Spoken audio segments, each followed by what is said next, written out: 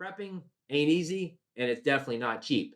It requires two of the most highly prized assets you'll ever have in your life: time and money. And one of those you never get back. No matter whether you are a new prepper or you're an experienced prepper, sometimes the process can get pretty damn costly and overwhelming. And that's been the case for me and probably the case for you at times as well. So, what I had to do is I had to simplify the process, I had to make it cost effective, and I had to always make sure that I prep the most essential items for survival.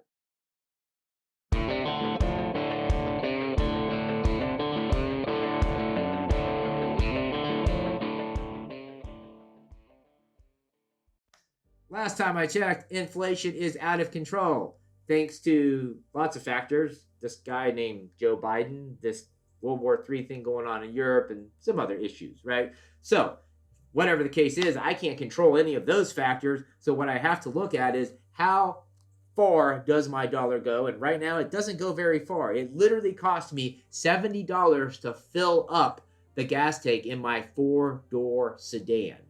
That's insane. Like, absolutely nuts. So how much money do you think I have left over to spend on preps?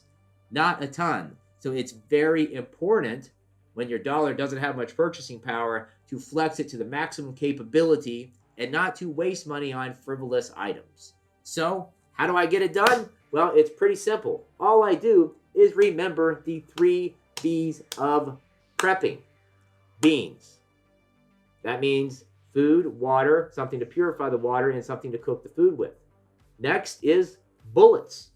Literally, bullets, like this one right here.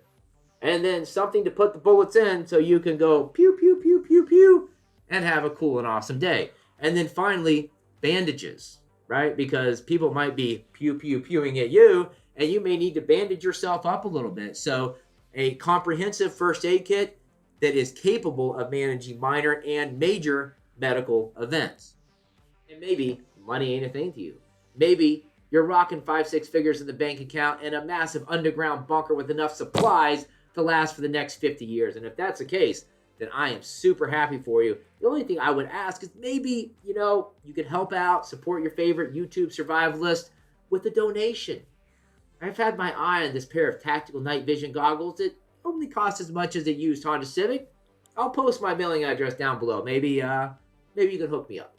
And to be honest here, it doesn't matter whether you have a ton of money or a little bit of money, you still need to focus on the 3 B's. And then once you have that foundation fully built out, then you can go ahead and buy that extra gun that you really need, or that $250 super cool bushcraft knife crafted from some sort of unobtainium steel that you've never heard of, but sounds pretty awesome.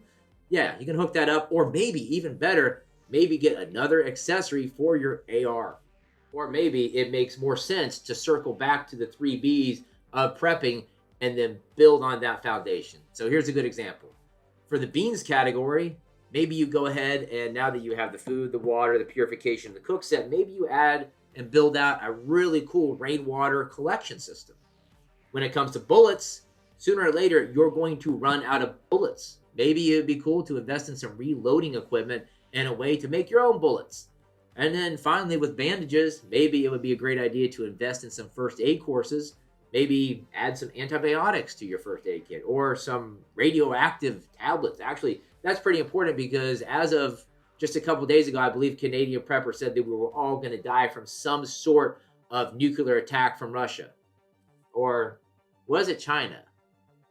Or was it just World War III in general? The end is coming. Okay, that's all I know. And it's coming very soon. So, yeah, according to him, we're all going to be dead. We should have all been dead a week ago, actually. Yeah. That's just a few ideas. But what does your prepping strategy look like? What do you need to prep? What are must-have items? And what are some items that you can just do without?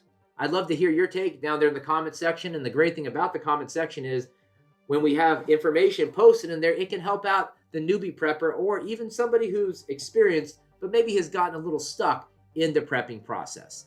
So with that being said, thanks a lot for the support. And if you really want to support me, you can hook me up with those tactical night vision goggles. But more importantly, guys, if you take away anything from this video, let it be that you should have fun prepping and don't waste your money on BS that you really don't need.